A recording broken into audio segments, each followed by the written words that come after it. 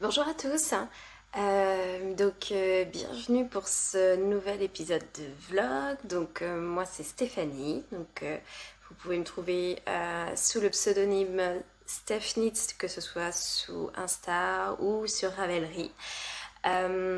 Aujourd'hui on est samedi, j'ai diffusé mon dernier vlog seulement jeudi. Je n'ai pas défini en fait de rythme pour les vlogs ou pour les podcasts. C'est juste que là, étant donné que je suis encore en vacances, j'avance pas mal côté tricot et je me dis que c'est aussi intéressant de filmer en fait au fur et à mesure l'avancée des projets ou voilà tout ce qui est lié au tricot. Donc aujourd'hui, samedi après-midi, début d'après-midi, je profite de la sieste de ma fille pour vous montrer deux projets finis. Puisque lorsque je vous ai laissé jeudi matin, j'ai tricoté pas mal la journée, le soir aussi, le vendredi aussi, enfin bref, j'ai vraiment très bien tricoté, ce qui fait que pour la journée du jeudi, j'ai terminé ma deuxième chaussette. Donc maintenant, j'en ai deux. Je vous les montre maintenant avant que tout ça parte au blocage. Mais il y avait la première qui était terminée et là, la deuxième aussi. Voilà, donc je suis contente. En fait, je m'attendais pas du tout à finir la deuxième chaussette aussi vite.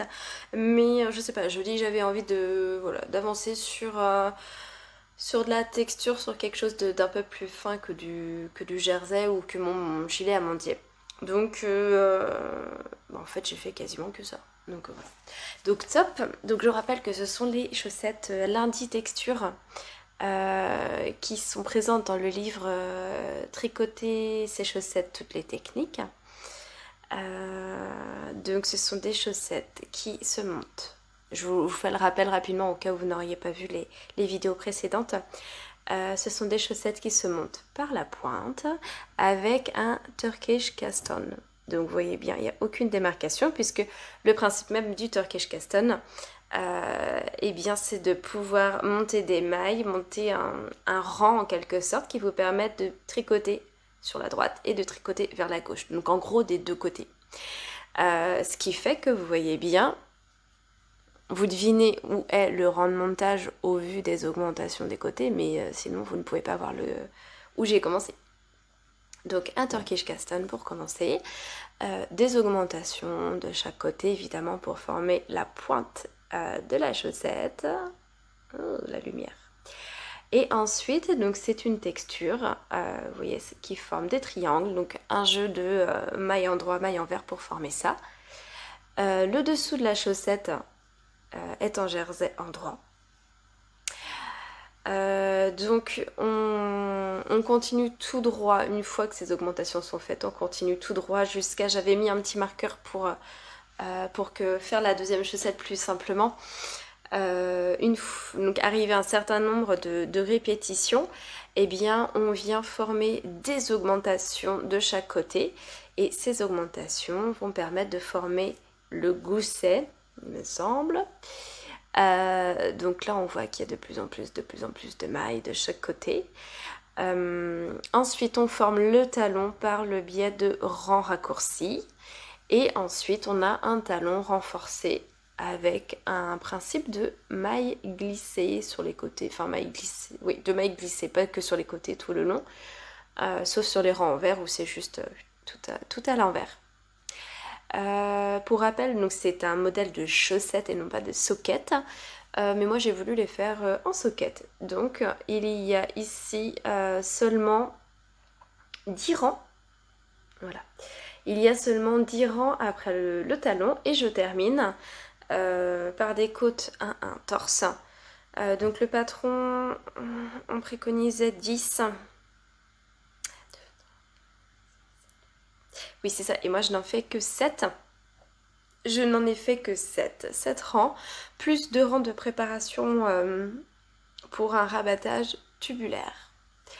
Donc, rabattage tubulaire, voilà, qui s'étire bien. Mais je ne vous cache pas que pour l'enfiler, au niveau du pied et du talon, là où ça doit pas mal s'étirer, c'est assez juste. Ce qui est bien, c'est que ça passe. Donc c'est juste qu'on ne l'enfile pas comme... je ne vais pas l'enfiler comme mes petites chaussettes coton qui s'étirent incroyablement. Mais ça passe très bien et l'avantage c'est que du coup au niveau de la cheville ça reste suffisamment serré, ça bâille pas non plus de chaque côté. Mais je pense que pour une prochaine fois en terminant justement par la bordure sous forme de socket, j'essaierai certainement un autre type de rabattage. Je regardais ce qui était préconisé dans le livre et je sais que j'ai déjà testé The Chinese Super Stretch Bind Off. En gros, la technique de rabattage super stretch de Jenny. Je l'ai déjà testé pour un haut et effectivement, ça ajoute énormément d'élasticité. Donc, je verrai. Dans tous les cas, cette paire de chaussettes va aller au blocage. Donc, pour rappel, il s'agit de la Sélène. Donc la base chaussette de chez Sélène, donc c'est 85-15, 85 mérinos, 15 nylon, il me semble, de mémoire. Et c'est le coloris cornaline. Donc un coloris qui est juste magnifique. Selon moi. J'adore, je suis fan. Étant donné que c'est un écheveau de 100 grammes, il me reste, je ne l'ai pas pesé, mais il me reste carrément, il me reste la moitié haut la main. Donc je me demande si je ferais pas une partie de châle ou parce que je vois pas l'intérêt de me faire une autre paire de sockets de la même couleur. Le plaisir aussi des chaussettes, c'est d'avoir des motifs, des modèles différents, mais des couleurs différentes également. Voilà pour la partie chaussettes. Donc celles-là, je les ai terminées jeudi, le jour où j'ai terminé le vlog numéro 1 et que je l'ai diffusé. Ensuite, eh bien, le lendemain, puisque les chaussettes, je les ai terminées le jeudi soir, le vendredi matin, je me suis attelée à mon pull gilet amandier de Le Lilas Fée. Et donc, lorsque je vous ai laissé ce gilet amandier, il avait bien 2 manches, il avait tous ces boutons qui étaient cousus. Alors, je dis bien tous. Dès lors que l'emplacement était prévu pour et il me restait à finir le bas du corps avec la laine qui me restait. Là je rigole parce qu'évidemment si je n'avais pas manqué de laine en plein milieu d'un rang, je veux dire ça aurait pas été drôle. Donc par contre, je suis quand même très contente puisque lorsque je vous ai laissé, j'étais à 24 cm de corse, qui était la longueur préconisée pour un gilet crop. Et moi, j'espérais faire 3 cm de plus et faire les 3 cm de côte-torse 1-1. Ce qui s'est passé, c'est que, avec tout mon optimisme, j'ai bel et bien... Donc, ouais, c'est ça. Il me semble que c'est ça. Donc je pense que j'ai été rendue au-dessus. Je ne sais plus. 1, 2, 3, 4, 5, 6, 7, 8. Non, je pense que j'étais là en fait. Puisque, bon voilà, ce que j'ai fait 3 premiers centimètres. Et là je me suis dit, je voyais le reste de laine, j'ai dit, hey, vas-y, on retente 3 autres centimètres. J'ai refait 3 centimètres. Et en fait, ce que j'ai voulu faire absolument, c'était terminer, vous voyez, le motif de dentelle. En fait, je n'avais pas envie de le couper en 2. Donc je me disais, ah allez, encore 6 rangs. Puis là, au bout d'un moment, le reste de laine diminuait beaucoup. Et on va peut-être pas aller jusqu'à la fin du motif parce que là, pour les côtes torse, il va vraiment pas rester grand chose. Donc c'est pour ça que vous voyez, il me manque juste une répétition. Juste une seule avant de faire les côtes torse. Mais bon, si vous regardez bien, il n'y a pas 3 cm, mais il y en a 2. Donc franchement, ça va, c'est pas non plus... Certes, il manque 1 cm, mais je préférais continuer le motif. Et franchement, ça le termine bien. On le voit bien ici. Hop, il manque pas grand chose. Ce qui fait, je voulais aussi terminer le motif pour une question de boutons, puisque là les boutons sont tous les 3 cm. J'avais peur qu'ils soient trop rapprochés. Donc évidemment, il n'y a pas 3 cm, on est d'accord là-dessus, je ne vais pas vous arnaquer. Mais je tenais à mettre un bouton tout au bout, puisqu'on sait, on sait bien. Moi je l'ai vu sur des modèles et je l'ai vu pour l'avoir essayé sur moi-même. Même s'il n'y a que ça de reste, enfin de fin de gilet, lorsque le bouton est au-dessus, ben ça a tendance à s'ouvrir, c'est pas aligné, même si c'est super bien bloqué, c'est pas très aligné, parce qu'on le porte et puis parce que le gilet il vit et du coup il s'étire un petit peu. Donc je tenais à mettre voilà, un dernier bouton, surtout que Lolita préconise sur donc la fiche du patron, puisqu'il y a tout le matériel indiqué, elle indique 8 à 12 boutons. Et je pense, c'est vrai que je ne lui ai pas dit à Lolita, mais je pense que ça doit être un copier-coller d'un précédent patron, dans le sens où, en version crop, si on regarde la version de Lolita, 24 cm, ou même si pour les autres tailles que la mienne, ça peut être un peu plus long, je ne sais pas. Mais sur la taille de Lolita, il n'y a que 7 boutons en version crop. Sachant que le modèle est rédigé pour qu'il soit en crop. Donc 8 à 12, je pense que c'est trop. Et voilà, moi j'ai suivi ce qui était sur le patron, ce qui fait que lorsque je suis allée à la droguerie, parce que les boutons sont issus de la droguerie de Rennes, lorsque j'y suis allée au début, j'ai demandé 8 boutons. Mais je savais que je voulais rallonger, je dis non mais mettez-en 10. Non mais au cas où, mettez-en 12, voilà. Donc, ce qui fait que j'avais 12 boutons et là j'en ai 1, 2, 3, 4, 5, 6, 7, 8, 9, 10. Donc il me reste 2 boutons en trop. Après voilà, c'est pas très grave, mais généralement j'aime bien prendre le nombre de boutons exact.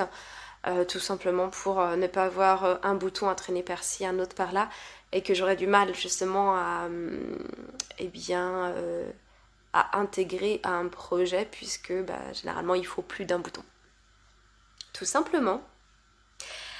Donc voilà, je ne vous le montre pas plus en détail, puisque je file bloquer tout ça. Et puis je pense que je ferai quelques petites prises vidéo pour vous le montrer porté. Ce sera toujours beaucoup plus visible que de me lever, accroupie, etc. Enfin bref, ça ressemble pas à grand chose. Donc je file faire tout ça et puis eh bien je pense que je vous retrouve en début de semaine prochaine. On est samedi, donc début de semaine prochaine ce sera très bien. Et en attendant, eh bien je continue parce que vous me direz 2 projets terminés, je n'ai plus qu'un seul en cours. Ce serait hyper tentant de monter un autre projet, même si j'en ai en tête évidemment. Mais bon, si je veux avancer mon pull, donc le Soundwaves, si je veux l'avancer, parce que du coup là je l'ai repris depuis cet après-midi, là je le continue. Si j'ai vraiment envie d'avancer, surtout que là je suis dans la mer de Jersey, je pense que je vais peut-être attendre un petit peu avant de monter autre chose. J'en profite pour remercier toutes les personnes, enfin les commentaires que j'ai eus depuis, bon on n'est que samedi, mais j'ai quand même eu plusieurs commentaires à la suite du dernier vlog sur la teinture qui les intéresse, sur le résultat que j'ai réussi à avoir sur les 3 écheveaux. Donc ça m'a fait vraiment plaisir de voir que ça vous plaît, aussi, que je suis pas la seule à aimer des couleurs parfois pétantes, ou voilà, parfois neutres également. Donc non, ça m'a fait beaucoup plaisir et je tenais à vous remercier pour ça. Donc je ne suis pas la seule à être curieuse sur le rendu de l'écheveau assez pétant pour la chaussette. Donc celui qui a du vert, du orange, du rouge, du jaune, toutes ces couleurs. Donc je pense que c'est celui que je vais mettre en cake pour faire une autre paire de chaussettes. Je pense, pour voir vraiment ce que ça donne une fois tricoté. Parce que c'est bien que ce soit joli en écheveau, mais le but c'est que ça fasse une jolie chaussette. Donc je vais voir tout ça. Je continue tranquillement le Sunwaves et je reviens vous voir en début de semaine prochaine. Donc très bon week-end et à la semaine prochaine. Bye.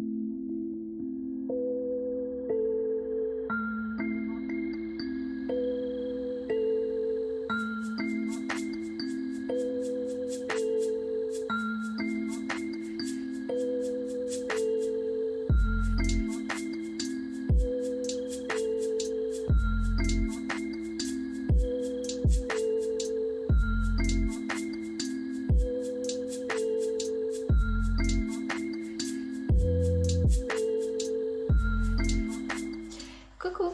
Alors on est aujourd'hui lundi. Oui c'est ça. Je suis en vacances, j'ai toujours du mal à me repérer dans les jours, ce qui est plutôt bon signe. Même si voilà, il va falloir que j'y remédie assez rapidement puisque c'est ma dernière semaine de vacances. Donc comme convenu, nous sommes lundi, je reviens vous voir pour vous montrer ce que j'ai pu avancer durant le week-end. Donc comme je vous le disais, comme vous avez pu le voir précédemment, donc le gilet amandier, les chaussettes sont terminées, donc je n'ai plus que ce pull, donc le Sunwaves sweater de Ririko. Et du coup j'ai avancé le corps pendant le week-end. Donc je rappelle que c'est un pull voilà, qui a pas mal d'aisance, puisque de mémoire il y en a 21 pour moi, pour la taille que j'ai choisie, 21 cm d'aisance. Donc assez loose, donc la longueur ne paraît pas trop importante là sur la vidéo, mais finalement j'y arrive puisque sous l'emmanchure il ne faut, selon le patron, que 18 cm avant d'attaquer les côtes, sachant que comme je vous l'expliquais, le corps se fend à partir des côtes puisqu'il y a 6 cm de côte sur le devant et 12 à l'arrière. Donc moi je viens de l'essayer à l'instant et au lieu de 18 cm pour le corps, je vais aller jusqu'à 20 pour en rajouter un tout petit peu. Et puis je respecterai voilà, les 6 et 12 parce que déjà 6 cm de côte généralement on les sent passer, 12 dans le dos, je pense que j'aurai un autre projet en parallèle. Mais dans tous les cas, la taille me semble vraiment très bien. Donc au niveau du yoke, il ne semble pas encore trop large, mais comme je le disais, il n'est pas encore bloqué, donc je pense que ça va s'étirer. Et la manche qui paraît être une mini manche, finalement non, elle m'arrive, je vais me voir comme ça, c'est plus simple, elle m'arrive à peu près ici, puisque étant donné que c'est un yoke, le tricot voilà, ne forme pas l'emmanchure exactement. Ça tombe un petit peu plus bas, donc automatiquement les manches tombent, le corps tombe, donc voilà, ça va bien se passer comme ça. Et voilà, quand je vous ai laissé, je devais être... j'avais pas fait grand chose en dessous des manches, hein. Donc voilà, j'ai plutôt bien avancé ce week-end. Bon, en même temps j'avais que ça. Et le dimanche était vraiment une journée pas terrible à Rennes, il a plu... pleuvait pas énormément, mais il a plu un petit peu toute la journée, donc ça limitait pas mal les sorties. Donc voilà pour ce que je tricote en ce moment. C'est vrai que ça me fait drôle d'avoir vraiment qu'un seul en cours, même si ce pull va rester prioritaire pour que je l'avance, pour que je le termine rapidement.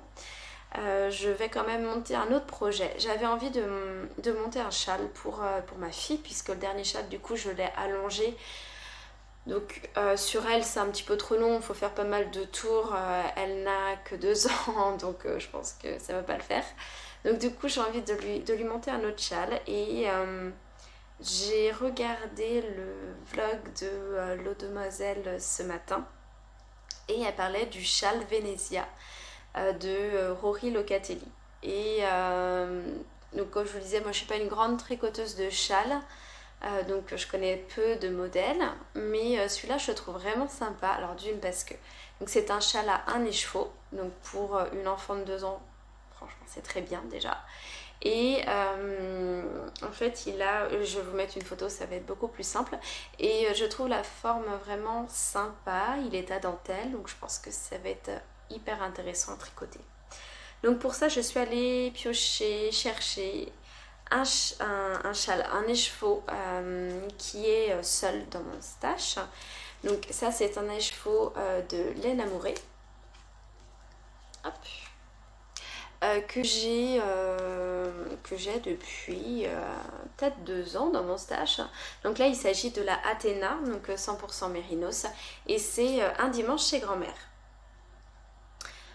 Donc voilà, il est super joli, il n'y a pas de souci. Mais c'est un écheveau que j'avais acheté seul. Et je ne sais plus quel projet j'avais pour lui. Mais visiblement c'est un projet qui n'a pas vu le jour et qui n'était pas si marquant que ça parce que je m'en souviens pas. Je pense que ça devait être un bonnet, quelque chose de ce genre. Donc un dimanche chez grand-mère, hyper joli et qui ira très bien à ma fille puisque elle est blonde aux yeux bleus. Donc je ne suis pas une grande fan de rose, mais il faut reconnaître que pour des teints de peau plutôt clairs avec des yeux bleus et des cheveux clairs qui tirent sur le blond, le rose va très très bien. Donc je pense que je vais le mettre en écheveau et je vais commencer tranquillement le châle aujourd'hui ou demain, je vais voir. Et puis tout en continuant le pull. Et ensuite on verra la suite des aventures. Même si je pense que j'ai bien envie de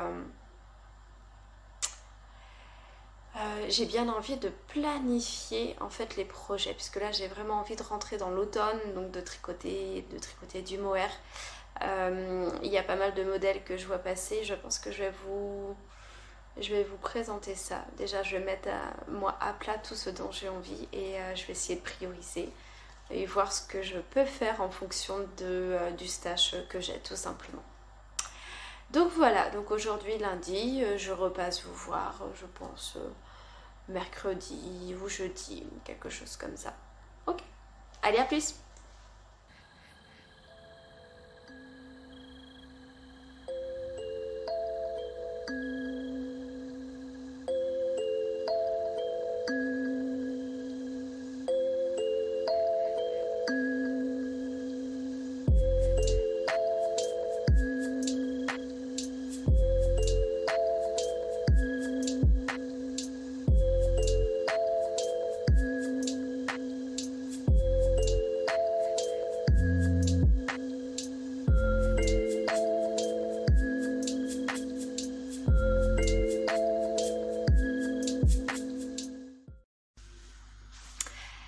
Hello!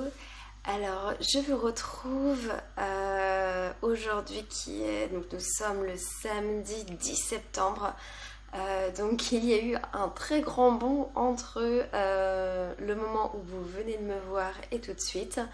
Donc comme je vous le disais la dernière fois, donc on était le lundi 22 août. Oui c'est ça, le lundi 22 août, ce que j'ai vérifié. C'était ma dernière semaine de vacances et c'est vrai que je n'ai pas pu revenir vous voir tout simplement parce que la dernière semaine on a beaucoup profité en famille, on a pas mal bougé. Donc ça ne m'a pas empêché de tricoter, pas du tout, mais je n'avais pas forcément le bon moment pour voilà, venir vous voir, prendre le temps. Et ensuite, eh bien, j'ai repris le travail. Donc là, on repart sur un rythme totalement différent. Hein.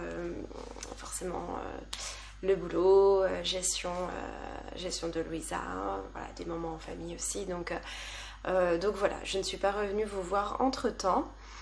Ce qui fait que bien des choses se sont passées, enfin du moins j'ai pas mal avancé côté tricot durant tout ce temps. Donc si je fais le point, la dernière fois je vous ai montré le gilet amandier qui était terminé, la dernière paire de chaussettes également, et il me restait le Soundwave Sweater que j'ai fini évidemment parce que j'en étais au corps, il me manquait une manche, donc je suis restée concentrée sur ce pull en fait jusqu'à ce qu'il soit terminé. Et ça m'a pas gênée parce que je vous disais que les côtes torse risquaient d'être un petit peu longues, etc. Et en fait, pas du tout. Je l'ai emmené avec moi lorsqu'on a pas mal bougé justement durant la dernière semaine de vacances où on a fait de la voiture ou de la plage, etc. Je l'ai emmené avec moi et du coup, les côtes torse sont passées assez vite finalement. Je m'y attendais pas, donc tant mieux. Donc le voilà terminé avec 2 manches, donc une première, une deuxième, donc ça c'est l'avant, on voit bien les côtes de 6 cm, et dans le dos, voilà, on voit, c'est le double, donc beaucoup plus long. Il paraît beaucoup plus large que lorsque je vous le montrais, mais c'est normal puisqu'il est bloqué. Il est un peu froissé tout simplement parce que je l'ai porté, que voilà, je l'ai posé sur mon porte-vêtements. Je vais vous montrer, je vais vous faire défiler quelques photos pour que vous puissiez le voir plus en détail. Mais voilà, je l'ai très bien terminé, je suis très contente du rendu de la couleur. Puisque quand je vous le montre comme ça, on voit pas vraiment de distinction. On voit qu'à ce niveau-là, il y a plus de speckles orange, mais qui sont juste sous le yoke et sous la dentelle. Mais dans toute la mer de Jersey, c'est franchement assez uniforme. Et des deux côtés, et sur les manches aussi. Donc franchement, non, super travail de teinture. Et puis j'ai bien fait d'alterner un petit peu les écheveaux, de conserver le même par exemple pour les 2 manches. Donc on voit bien que les speckles se ressemblent. Il y a un peu moins de speckles orange, mais il y en a quand même dans le corps, même au niveau des côtes. Donc non, j'en suis vraiment très contente. J'en suis très contente. J'ai pu le porter presque tout de suite, puisqu'on a eu des vagues quand même des vagues de pluie, donc un petit peu moins de chaleur, même si c'est encore très très bon, hein. Mais j'ai pu le porter tout de suite et voilà, j'en suis très contente. C'est mon petit pull de mi-saison, pull d'automne, manche 3/4, assez léger puisque ce n'est que du mérinos, super wash, donc voilà, il n'y a pas de mohair, il n'y a rien, donc voilà. Donc celui-là, je l'ai fini,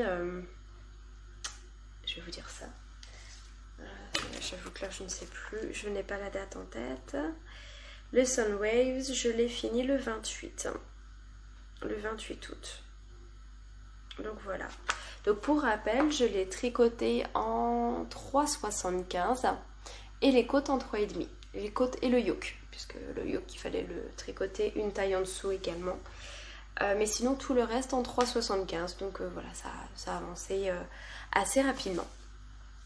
Et lorsque je l'ai terminé, eh bien je me suis lancée dans un échantillon pour un nouveau pull sur lequel j'ai flashé dès sa sortie. Il s'agit du pull Ménuette de Marie-Christine Lévesque. Donc, il est sorti il n'y a vraiment pas longtemps. Je voyais des premières versions, donc en dehors des versions des testeuses, hein, mais des tricoteuses qui ne l'ont pas testé, qui le mettaient sur les aiguilles, et j'attendais qu'une chose, c'était de finir le Soundwaves pour le faire, puisque c'est un pull qui a un style un petit peu baroque, donc qui sort de l'ordinaire, de ce que l'on a l'habitude de voir, et en plus qui vient doubler du mohair et du mérinos, et c'est exactement ce que je voulais faire. J'avais vraiment envie de commencer des projets avec du mohair, donc voilà, c'est mon premier projet avec du mohair. Et le voici. Donc voilà ce que j'ai tricoté à la suite du Soundwave Sweater. Donc pour ceux qui ne connaissent pas, voilà, je vais mettre une photo pour que vous puissiez voir à quoi ressemble le pull une fois terminé. Pour ma part, j'ai choisi de tricoter la taille 93 cm, donc c'est la taille 2. donc ce qui me laisse pas mal d'aisance. Et ce qui caractérise le pull Menuet, c'est son encolure en carré. Donc là, évidemment, je n'ai pas fait les finitions des bordures, donc on ne voit pas très bien, mais vous voyez, vous apercevez que c'est en carré comme ça. Et on va venir faire hop, des petites, je sais pas comment on appelle ça, mais voilà, des finitions très mignonnes au niveau de l'encolure. Sinon, eh bien, il y a cette dentelle qui se fait tout le long du devant. Donc un panneau de dentelle, puis plus sur chaque côté, vous voyez, cette bande, hop, avec des mailles que l'on va piquer en dessous pour la faire remonter. Donc, ce qui fait ce détail. Je trouve ça vraiment très joli. Ensuite, on va venir, donc on va terminer par 5 cm de côte dans le bas, puis après ça, on va venir travailler les manches. Et les manches ont deux possibilités. Soit on les travaille droites, soit on les travaille en manche ballon. Pour ma part, je vais les travailler droites. Je pense que ce sera suffisant. Vu le nombre de mailles, ce sera suffisant pour moi. Il est beau, hein? Donc, ce pull m'a permis d'utiliser enfin de la laine que j'ai commandée en début d'année chez The Woolly Skin. Et je l'avais attribuée à un autre projet. Mais j'ai changé d'avis, je me suis dit que ce projet irait parfaitement. Donc, voici les deux couleurs, couleur Olympe que j'utilise de chez The Woolly Skin. Donc on a ici la 100% Mérinos Super Wash. Voilà, couleur Olympe. Donc c'est sa base Fingers Crossed. Et on a ici la mohair et soie, donc la base Bombex. Hop.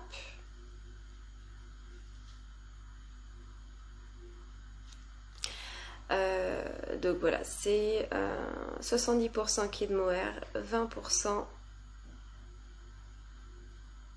soie, c'est marqué silk, et 20% soie. Et voilà, donc 50 grammes pour 420 mètres, donc ça c'est ce que l'on a habituellement. Donc voilà, j'ai mélangé c'est la même couleur mais sur ces deux bases pour le pull Menuet. Donc il a très bien avancé. J'avoue que je suis quasi monoprojet. Et là j'en suis à... je l'ai mesuré hier soir, mais sachant que j'ai retricoté encore. Donc là je dois être rendue à 25 cm, un petit peu plus. Il se tricote en 4,5. Donc ça va très très vite. Ah oui, et c'est ça que je voulais vous dire. C'est que vous voyez déjà là, j'en suis quasiment à 25 cm sous l'emmanchure. Et j'en suis qu'à mon premier écheveau. C'est-à-dire que, hop, je vous montre. Du premier écheveau de mohair, il me reste ça. Et de mérinos, il me reste ça. Donc je suis quand même assez bluffée, puisque je savais que j'allais pas utiliser mes 3 écheveaux, donc 6 en tout, mais mes 3 écheveaux de chaque, puisque j'en ai 3. Je savais que je voulais faire un gros projet avec, donc j'avais pris 3 écheveaux. Mais je me doutais pas qu'un écheveau me mènerait aussi loin que ça. Pas du tout. Donc voilà, je suis ravie de la couleur. On voit, vous voyez, des nuances. Les nuances de la laine que j'aime beaucoup. Vraiment beaucoup. Donc là, c'est vraiment... des couleurs, une couleur chaude, automnale, neutre, que j'aime énormément avoir justement à l'automne, mais surtout, la longue période où il fait moins chaud. J'aime beaucoup avoir ces couleurs-là qui se marient très bien avec pas mal de jupes ou de pantalons de ma garde-robe. Et voilà, c'est mes couleurs de palette chaude que j'aime énormément. Donc la dernière fois je vous ai également parlé du châle Venezia que je voulais tricoter pour ma fille. Je l'ai monté, je l'ai commencé, mais je ne suis pas allée bien loin, tout simplement parce que j'ai monté en fait le pull Menuet assez rapidement, juste après le châle. Et je vous montre là où j'en suis. Il était dans son sac à projet, donc voilà. Voilà où j'en suis. Hop là. Donc il n'y a pas grand chose de fait, vous êtes d'accord, mais il est commencé quand même. La raison est très simple, hein. C'est que là ce n'est que de la dentelle, Je suis obligée de suivre le patron. C'est normal de suivre le patron, mais ça veut dire que je peux pas vraiment. Je suis obligée de rester concentrée dessus. Donc pour soit regarder une série ou ouais, surtout ça, pour regarder des podcasts, écouter des podcasts, regarder des vlogs ou une série, c'est pas forcément l'idéal. Donc c'est pas un projet zéro cerveau pour moi. Donc il est très joli, je vais l'avancer, mais le simple fait aussi qu'en ce moment il fasse encore suffisamment beau, chaud, voilà, je me précipite pas pour l'avancer. Mais je vais le poursuivre parce qu'il est vraiment très joli. Voilà, la laine est superbe. Je serai vraiment super contente lorsque ma fille l'aura autour du cou. Donc voilà, je vais le faire, mais tranquillement, sans me mettre de pression. Puisque j'ai commencé le châle avant le pull Menuet, ce qui fait que j'étais obligée de rester concentrée pour la dentelle tout le long. Et au début, j'étais quand même pas mal concentrée aussi, puisque le pull Menuet, on commence par une partie du dos. Donc là, c'est pas compliqué, il n'y a pas de dentelle. Mais on commence très vite le devant avec, vous voyez, la dentelle qui commence dès l'épaule. Et ensuite, au niveau vraiment de l'encolure du devant, dentelle différente des deux côtés, plus ici, sans parler des augmentations qui forment les emmanchures. Donc en fait, j'étais obligée au début vraiment de suivre le patron, d'être attentive. Et en fait, le châle ne me permettait pas du tout de reposer mon cerveau lorsque j'en avais envie. Et au bout d'un moment, donc je me concentrais sur le pull parce que c'est ce que je préférais avancer. Au bout d'un moment, la dentelle, on la retient très bien, puisqu'on l'a fait tout le long, elle est très simple, donc on la retient bien. Donc au final, c'est lui qui est devenu mon projet quasi zéro cerveau, puisque là je suis au niveau du corps, donc il n'y a pas de grande modification. Donc c'est ce qui explique que le châle est un peu en stand-by. Et pour être honnête, je pense qu'il risque de rester en stand-by jusqu'à la fin du pull Menuet. Puisque dans mon fonctionnement initial, je suis plus monoprojet qu'en avoir beaucoup multiprojet, d'en avoir 5-6 de mon côté. Donc voilà pour le châle Venezia de Jorge Locatelli. Mais vu que je voulais vraiment du zéro cerveau et un tricot pratique à emmener notamment en voiture, je me suis montée une paire de chaussettes. Et j'ai mis en cake les chevaux que j'ai teints moi-même, enfin que je vous ai montré lors du vlog précédent. Et voici ce que ça donne. Donc là, on voit énormément de vert anis jaune, du orange, du rouge, du non-teint également. Et puis il y avait des speckles bleus qui apparaissent un petit peu sur les chevaux. Donc là, je me suis montée une paire de chaussettes. Hop, je la mets comme ça. Une paire de chaussettes simple. Pour tout vous dire, je me suis basée sur... j'ai commencé par la pointe, vous vous en doutez, avec le Turkish Castan que j'ai expérimenté avec ma paire de chaussettes précédente. J'avais le nombre de mailles en mémoire, donc j'ai fait exactement le même montage, les augmentations en continuant, et en fait je vais faire la même construction, à la différence que là je ne fais que du jersey, tout simplement. Hop. Donc c'est pour vous montrer les deux côtés ce que donne la teinture. Donc au début j'ai eu peur, il y avait du orange là, je me suis dit ça va faire du pudding pas super joli, et en fait je trouve que ça se répartit plutôt bien, donc je suis plutôt contente. Voilà. Les couleurs sont très vitaminées, mais voilà, c'est pas fluo non plus. J'aime beaucoup, j'aime beaucoup. Je sais pas ce que vous en pensez par rapport à les chevaux que vous aviez vus et à ce que ça donne. Bah voilà le résultat. Voilà. Donc ça, je le fais en alternant les autres projets. C'est pas comme si j'avais une urgence de chaussettes. Enfin, vous me direz, j'ai pas d'urgence de pull non plus. Mais enfin, voilà, je privilégie le pull par rapport à la chaussette. Donc voilà pour mes encours.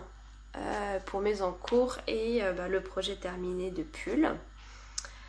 Je voulais vous partager un livre que j'ai acheté, La magie du tricot. Alors c'est pas le livre qui vient de sortir, mais pendant mes vacances, je sais plus, je sais pas pourquoi j'ai pensé à Harry Potter. Parfois il me faut pas grand chose, hein. Il me faut une publication sur Instagram ou je sais pas moi, un ami qui me parle de baguette ou de magie ou d'Harry. Enfin, et du coup ça me fait penser à Harry Potter. Et je sais que j'avais déjà vu 2 éditions de La magie du tricot avec des tricots basés sur Harry Potter. Et en fait j'étais tentée de tricoter un pull pour Louisa, donc ma fille, en mode Harry Potter, donc avec vraiment la lettre L au milieu du pull. Donc j'ai voulu chercher le livre qui permettait ça. Après j'étais un petit peu déçue parce que j'ai vu que le patron était que pour adultes, pas pour enfants. Et qu'en plus c'était du tricot à plat. Alors uniquement pour le pull, je ne parle pas de tous les projets du livre.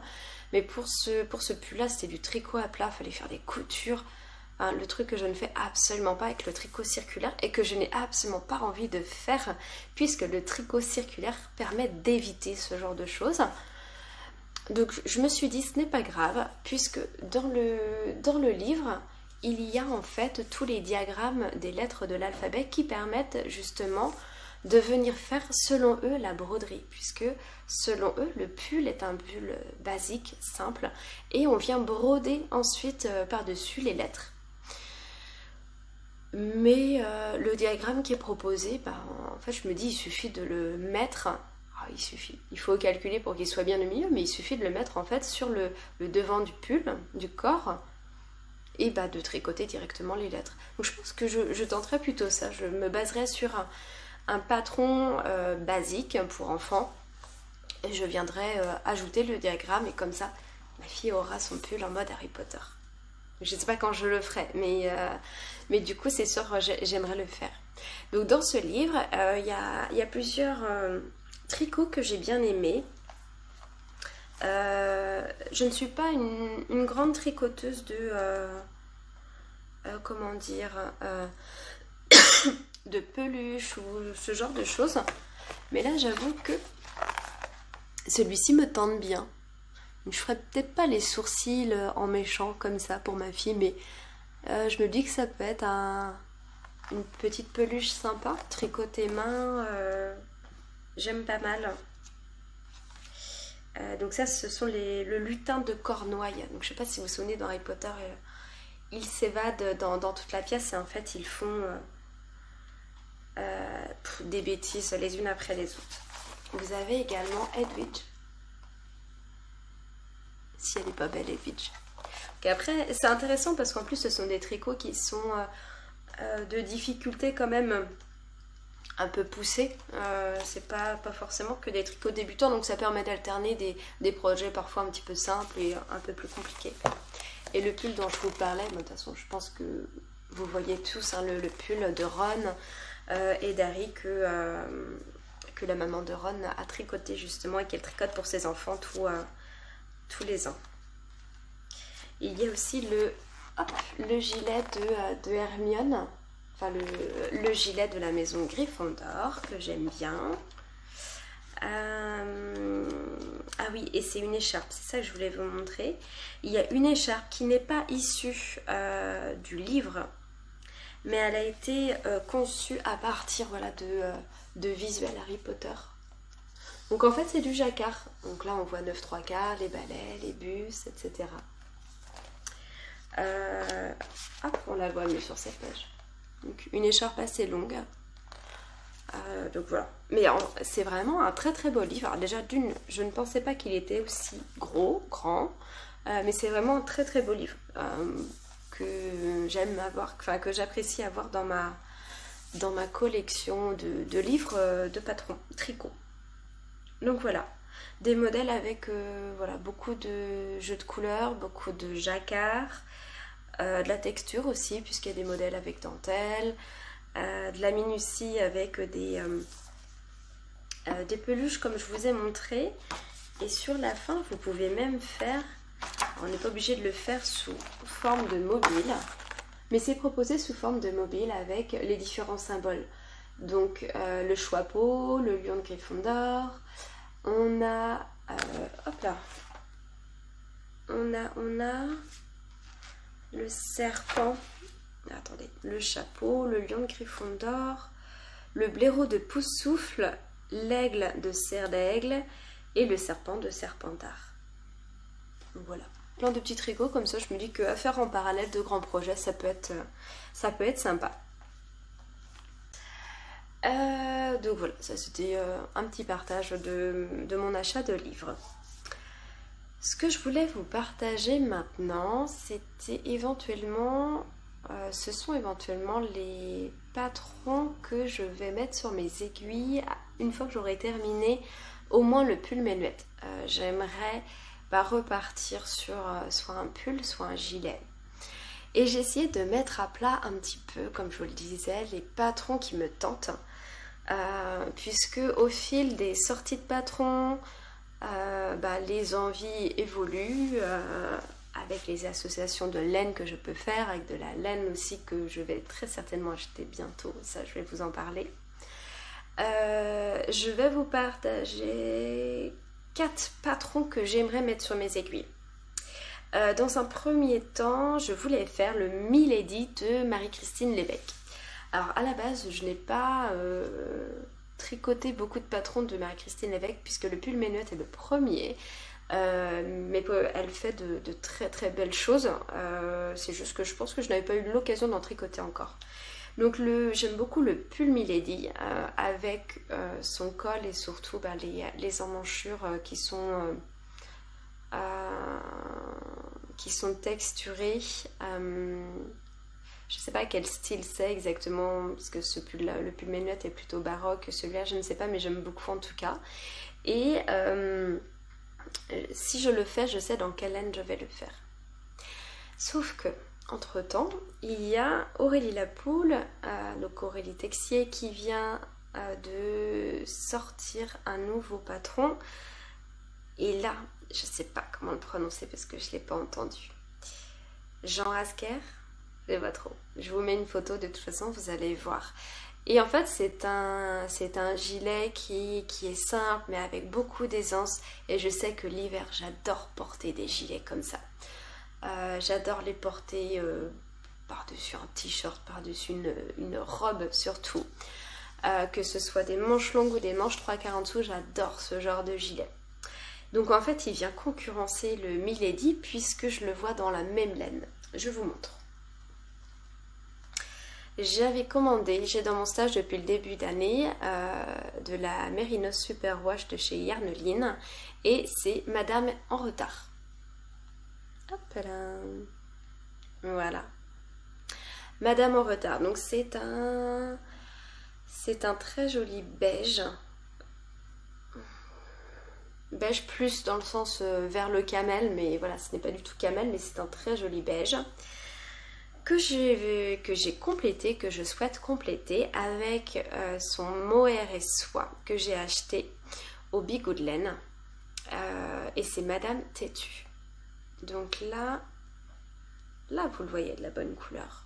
Ouais, Madame Têtue. Et en fait, je me dis que mélanger les deux, ça viendrait créer une nouvelle couleur et qui serait parfaitement dans ma palette. Tout simplement parce que Madame en retard se rapproche trop de Olympe de Woolyskin. Ce n'est pas la même couleur, mais c'est très proche. Donc voilà, je voulais quand même quelque chose de différent et je me dis que c'est Emeline en plus qui me l'a conseillé, parce que je vais demander d'apporter du mohair là-dessus pour venir différencier un peu la couleur, qu'elle soit différente en fait de cette couleur-là.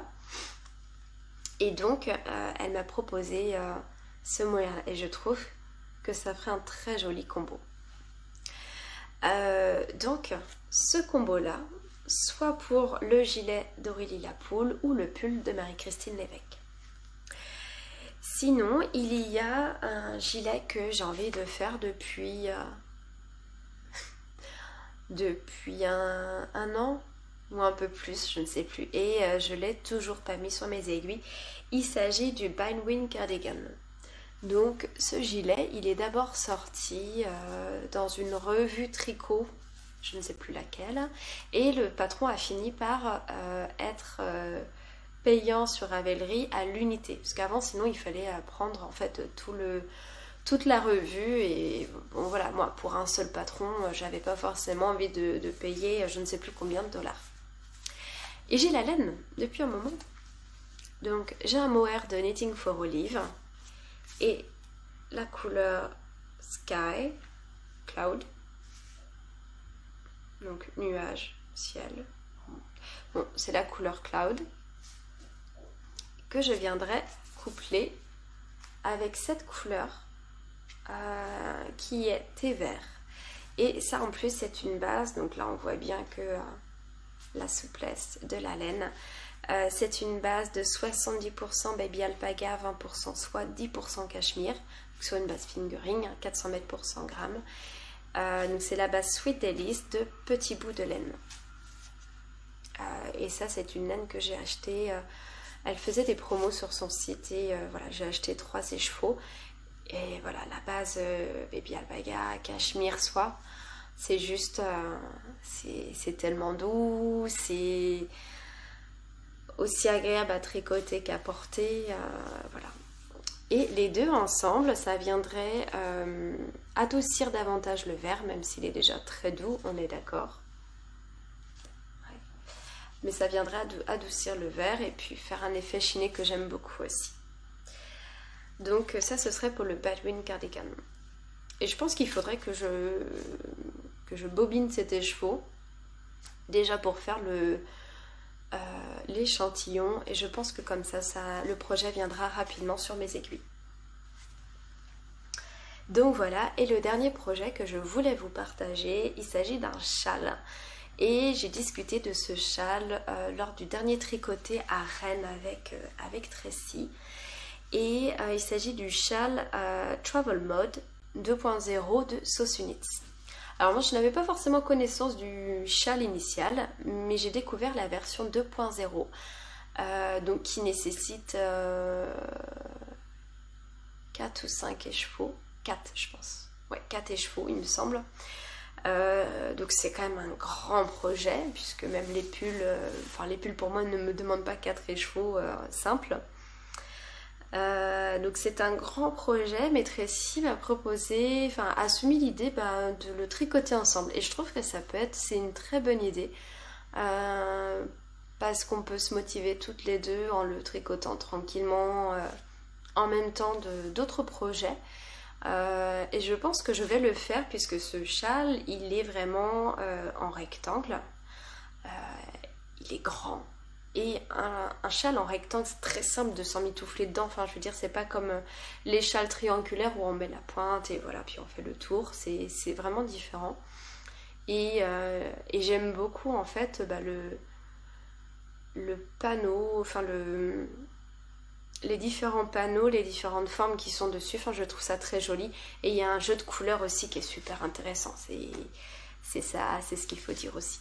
Donc pour ce châle, je n'ai pas la laine pour le moment, j'y ai pas encore réfléchi, mais je pense que je me baserai sur la laine que j'ai commencé à teindre, que je vous ai montré lors du vlog précédent, et je pense que je vais en teindre de nouveau et regarder en parallèle si dans mon stash j'ai des écheveaux uniques qui pourraient aller avec le choix de couleurs qui me plairait tout simplement. Donc voilà pour les potentiels projets à venir. Donc je n'exclus pas de changer d'avis, puisque comme je vous le disais, en fonction des sorties de patron, du temps aussi, tout simplement. Le temps motive beaucoup les envies, me fait changer d'avis facilement. Donc à voir. Dernière chose que je voulais vous partager, donc là je n'ai pas d'achat, je n'ai pas fait d'achat de laine, alors du moins de la laine que j'ai entre les mains, je n'en ai pas. Là je sais que j'ai commandé des box que je vais recevoir, donc une que je vais recevoir bientôt, j'ai hâte de la recevoir. C'est le côté surprise vraiment de la box, de la couleur aussi puisque je n'ai pas choisi. J'ai passé une commande aussi chez Anaïs, donc laine et chaudron. J'espère que je ne dis pas dans le mauvais sens parce que je me suis rendu compte qu'il y avait une teinturière justement qui avait l'appellation dans l'autre sens. Mais c'est Anaïs de laine et chaudron. J'ai passé une très jolie commande avec des couleurs d'automne et elle faisait en plus des promos sur ces couleurs d'été. Et moi, vu que ça ne me gêne absolument pas de porter des couleurs vives l'hiver, voilà, j'en ai pris. J'ai pris des écheveaux aussi qui me faisaient plaisir. Donc ça, je vous montrerai ça une prochaine fois. Donc demain, on est dimanche et il y a un après-midi tricot organisé par Maëva. Donc je vous mets son pseudo juste en dessous. Maëva qui a eu la super bonne idée d'organiser un après-midi tricot chez elle en faisant venir Catherine et Benjamin de Laine de Mout. Donc ça va vraiment être un après-midi voilà, tricot, papotage et papouille de laine de chez Laine de Mout. Donc j'ai hâte d'y être. Mon après-midi y est dédié. C'est prévu, c'est négocié en quelque sorte auprès de mon conjoint. Et puis franchement ça tombe très bien, c'est en tout début d'après-midi, on peut y passer l'après-midi entier, donc non franchement c'est top. Et à venir, la dernière date, eh bien c'est le festival Bière Hélène que les tricoteuses nantaises ont lancé pour la première édition cette année, donc les 24 et 25 septembre. Pour ma part, j'irai le samedi et je vais très certainement m'arranger avec des tricoteuses rennaises pour pouvoir y aller. Donc la première journée du festival, donc c'est pareil, ça va être un moment très sympa. À la rencontre donc de teinturières que j'ai en partie vues au Bigoudlaine, d'autres ce n'est pas le cas, et il y a pas mal de stands aussi de ce que j'ai vu d'accessoires accessoires tricot, enfin liés au tricot aussi. Et pour celles et ceux qui le souhaitent, il y a des ateliers de proposer, donc sur quelques thématiques, des ateliers tricot, crochet j'ai vu aussi. Donc voilà, chacun est libre de s'inscrire pour participer à ces ateliers. Donc je vous ferai un petit retour justement sur ce festival. Je ne doute pas qu'il sera au top. Et en tout cas voilà, ce sont vraiment de superbes initiatives, que ce soit voilà, l'après-midi comme Maëva qui organise ça, ou les festivals qui sont lancés par les tricoteuses. C'est le cas par les tricoteuses nantaises, donc Bière Hélène, Bigoudlaine c'est pareil, c'est une initiative qui a été prise cette année pour une première édition en Bretagne, et du coup c'est super chouette d'avoir des festivals à proximité, de ne pas être obligé d'aller au CSF ou au Knit-It à Lyon. Je dis Knit-It parce que c'est le festival, je pense, dont j'ai entendu le plus parler depuis que je tricote sur les réseaux, donc sur Instagram notamment. Donc voilà, très chouette de pouvoir se déplacer pas trop loin et aller à la rencontre d'autres tricoteuses qui ont la même passion et qui apprécient les laines de teinturière, ce genre de choses quoi. Et c'est là qu'on découvre aussi plein de patrons grâce aux autres, donc c'est ça qui est chouette. Donc voilà pour aujourd'hui. Je pense que ça va être la fin de ce vlog. Je vais le préparer pour une diffusion, je pense, tranquillement la semaine prochaine. J'espère que tout ce partage vous a plu. Alors je suis consciente qu'il y a eu une grande pause entre le début et le milieu, la fin, avec ma reprise du travail. Je ne sais pas comment va être mon rythme ensuite pour poursuivre les vlogs, mais je vais trouver, je vais m'adapter, voilà, ça m'inquiète pas du tout. J'espère que tout ça vous aura plu, tout ce partage, que ce soit les projets, les laines et les choses à venir. Donc n'hésitez pas à me laisser un petit commentaire pour me dire tout simplement ce qui vous a plu, ce qui vous a moins plu, ce que vous aimeriez y trouver également. Voilà, faire des propositions.